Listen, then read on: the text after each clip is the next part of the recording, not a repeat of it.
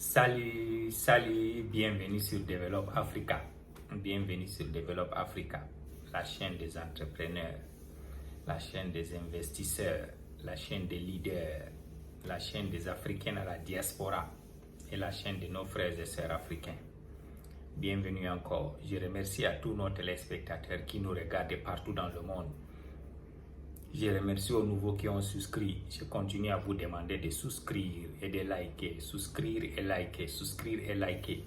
Chaque fois, on a des nouvelles vidéos vraiment éducatives, des nouvelles vidéos qui vont nous amener à développer l'Afrique. Je vous remercie, je vous remercie. Aujourd'hui, on va parler d'un topic vraiment intéressant.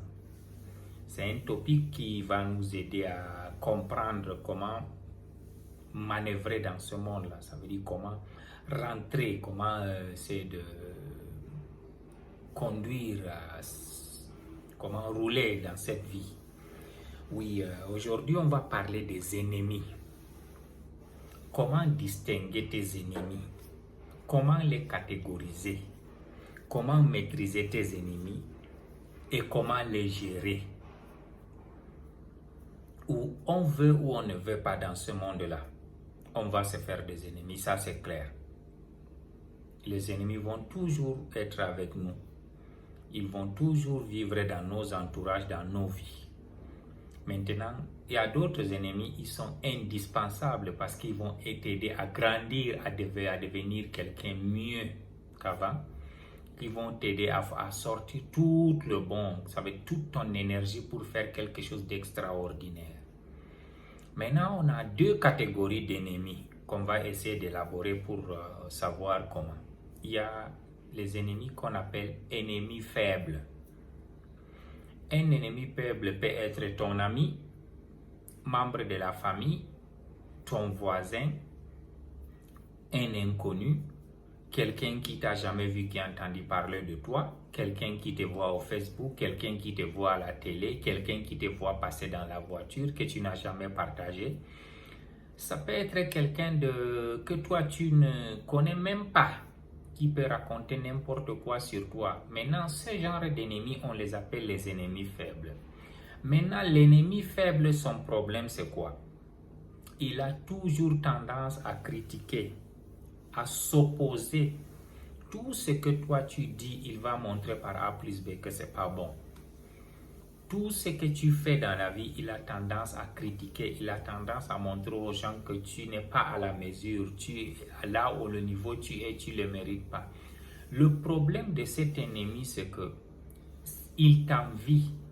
Il veut être à la place d'où tu es, mais il ne comprend pas comment toi tu es arrivé là-bas. Et ça lui dérange et il n'a pas le courage d'aller te demander « Explique-moi, montre-moi comment c'est stratégique, qu'est-ce que tu fais pour avancer ?»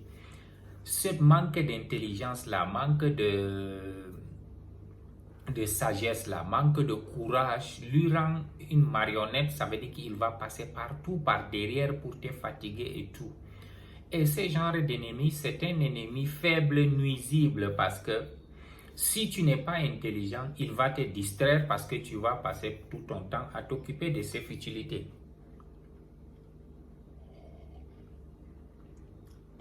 Souvent, cet ennemi va faire à ce que tu quittes de ta trajectoire. Ça veut dire que ta passion, ta vocation, tu essaies de le laisser pour essayer de t'occuper des choses. Ça veut dire que c'est quelqu'un qui est facilement à te manipuler pour te dérouter de tes idéologies.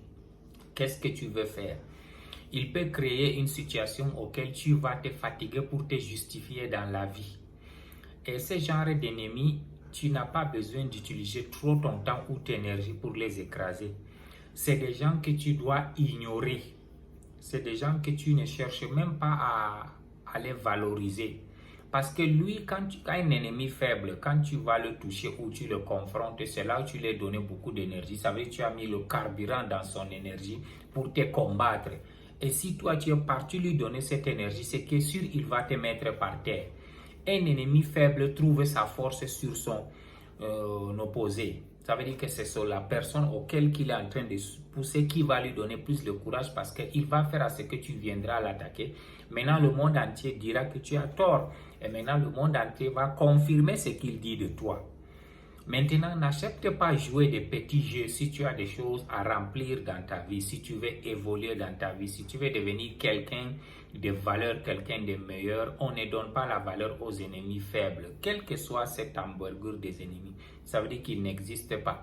Tout ce que tu l'as dit, tu n'as pas entendu, tu n'as pas répondu, tu ne lui donnes pas le temps. À un certain niveau, lui-même, il va s'asseoir pour dire, ah, apparemment, le type là, il est trop faible. C'était pas quelqu'un que je pensais qu'il était quelqu'un d'extraordinaire.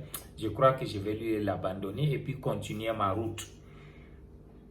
Maintenant, quand tu essayes de faire ça, tu vas trouver que il va partir, il va disparaître. Tu vois, toi, tu t'es déjà débarrassé d'une distraction qui n'était pas importante dans ta vie. Ça, c'est l'ennemi faible. Maintenant, allons aux ennemis forts. Un ennemi fort, c'est un ennemi que souvent vous êtes au même pied d'égalité de la force du pouvoir, où il est plus élevé que toi. Cet ennemi fort, si tu ne connais pas t'y prendre, ça veut dire à chaque minute tu serais frustré dans ta vie avec un ennemi fort. Je vous donne un exemple simple. Que ce soit dans ton poste de travail, vous avez les mêmes responsabilités. Mais cet ennemi-là, il va faire tout pour montrer que toi, tu ne performes pas, tu ne fais pas du bien ton boulot ou tu ne fais rien. Ou vous avez le même genre de business. Cet ennemi va montrer que toi, ton business là, tu le vends cher, tu es hypocrite, tu escroques les gens, ton service il n'est pas bien. Ça veut dire qu'il va toujours faire pour te frustrer. Ça, c'est un ennemi fort, mais qui est à ton niveau.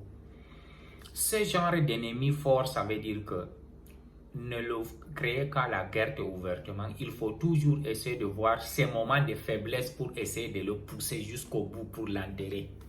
Que ce soit spécialement dans le business. Quand quelqu'un, vous êtes dans le même business et tu sens que l'autre est en train de nuire ton business, tu essaies de faire à tout prix que tu performes et tu deviens l'homme performant que partout là où tu passes, on ne peut pas t'ignorer.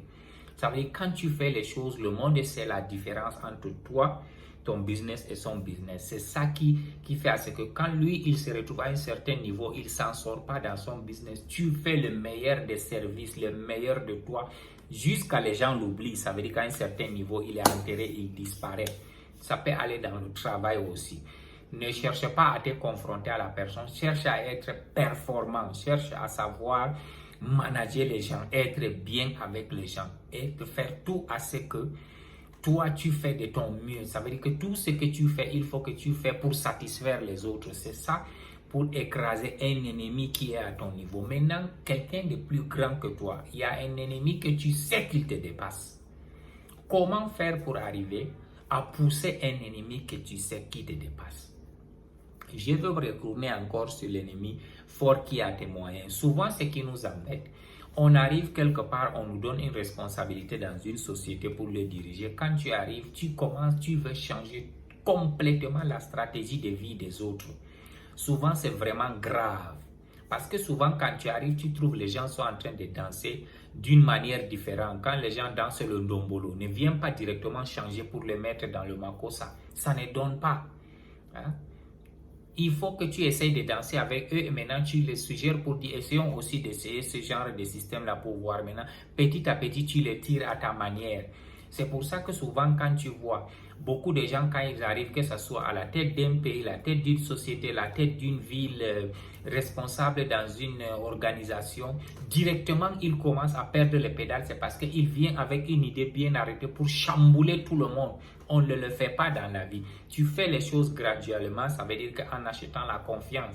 Parce que quand tu arrives, tu les chamboules comme ça, ils te gardent rancune, ils essaient de voir tes erreurs, le trou de tes erreurs pour te pousser dedans. Et tu vas trouver, personne ne va te faire confiance pour te donner les vrais secrets de la société, comment ça avance. Parce qu'il faut que tu viennes étudier d'abord, comprendre les gens, comment les tirer un peu, jusqu'à ce que tu reprends cette stratégie de force.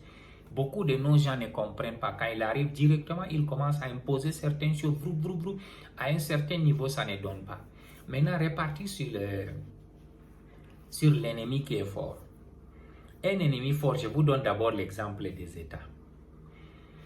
Vous avez vu aujourd'hui un pays africain qui est allié avec les États-Unis ou allié avec la Russie, ou allié avec l'Israël. Il n'y a aucun de ces autres États du monde-là ne peut essayer de la bousculer, de les faire n'importe quoi parce que ils sont amis à de grandes puissances. C'est la même chose aussi avec les individuels ou les compagnies. Quand tu te rends compte que ton ennemi, il est plus grand que toi, essaye d'aller chercher aussi un ennemi qui est plus grand que lui, que tu pars faire alliance. Ça veut dire que tu pars coller, tu vas respecter l'autre personne, la faire ce qu'il veut. Maintenant, l'ennemi qui est plus fort que toi ne pourra pas toucher parce que quand il va te toucher, c'est ce que là on est en train de le plus grand ennemi va le coincer. Prenez l'exemple aujourd'hui de l'Israël. Tu ne peux pas t'amuser avec l'Israël parce que l'Amérique est derrière eux. Maintenant, l'Israël, personne ne peut jouer avec eux. C'est ça leur puissance parce qu'ils sont alliés, ils sont famille, ils sont tout avec les États-Unis.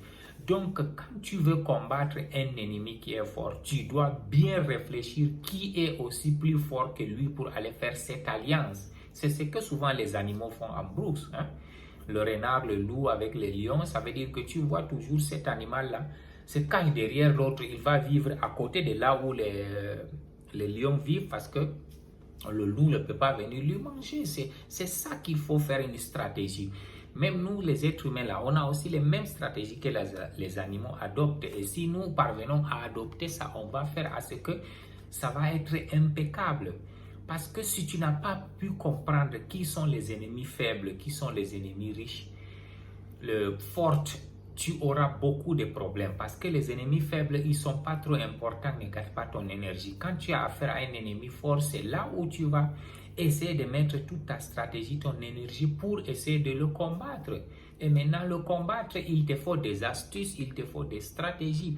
C'est pour ça que les grandes multinationales aujourd'hui, quand ils ont affaire à d'autres grandes multinationales, ils cherchent des stratégies toujours pour faire à ce que lui là, il se voit vraiment mal et l'autre fait du bien.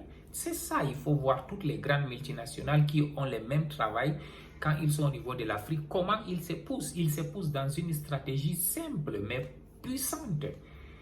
Parce que ton ennemi, c'est quelqu'un, pas forcément qui veut ta mort, mais personne qui ne veut pas que tu évolues, il veut que tu restes en bas de lui. Maintenant, comment tu vas faire ça?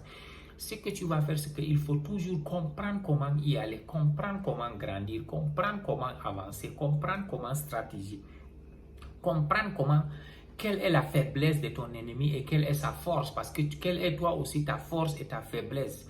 Parce que pour évoluer dans la vie, il faut qu'on essaye de mesurer les choses, essayer de mettre en balance qu'est-ce qu'on peut faire et qu'est-ce qu'on ne peut pas. Ça nous donne une idéologie bien avancée. Je conseille toujours aujourd'hui des gens qui prennent des responsabilités pour ne pas se créer des ennemis. Essayez de comprendre. C'est là où l'intelligence émotionnelle travaille. Aujourd'hui, tu peux voir dans un pays entier où un président de la République a des ennuis avec son vice-président, son ministre, ses ministres ou quelque chose, c'est parce qu'il n'a pas su les maîtriser. Maintenant, ils sont devenus des ennemis faibles mais nuisibles pour lui parce qu'il va directement à l'attaque. Par contre, s'il était vraiment intelligent, il y a une façon de les avoir. C'est la même chose qui se passe dans nos sociétés, dans nos royaumes, dans tout ça. Essayons de savoir quelles sont des stratégies auxquelles quand on les applique, ça va nous amener loin, ça va nous donner à la réussite. Croyez-moi, mesdames et messieurs, si quelqu'un reste dans la vie, il rêve pour dire qu'il n'a pas des ennemis, c'est faux, c'est parce qu'il ne comprend pas. Si tu veux faire des grandes choses, ces choses-là vont exister. Maintenant, c'est à toi de savoir comment appuyer tes boutons, comment faire à ce que ça marche. Je demande chaque fois à tous nos téléspectateurs de souscrire, de liker les nouveaux. Veuillez souscrire et liker. On va avancer avec Develop Africa. C'est une chaîne qui va développer l'Afrique. C'est une chaîne qui est là pour faire que l'Afrique soit encore réveillée, l'Afrique prend ses responsabilités, on devient un continent de bonheur, de prospérité. Il faut toujours souscrire. Je dis toujours, celui qui veut aller vite, il peut aller seul, mais celui qui veut aller loin, il va aller ensemble. Ensemble, nous développerons l'Afrique. Merci, merci.